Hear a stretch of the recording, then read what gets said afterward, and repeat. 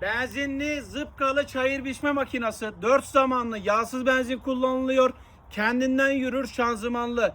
Mandalı bastığımızda hareket ediyor, bıraktığımızda duruyor. Herhangi bir tehlikesi yok. Bıçaklar arasına taş alması kolay değil. Şimdi bahçedeki yabani otlarda testini yapacağız. Beraber başlayalım. Start'a bastık. Mandalımızı asılıyoruz. Alttaki mandalı bastığımızda yürüyor, bıraktığımızda duruyor.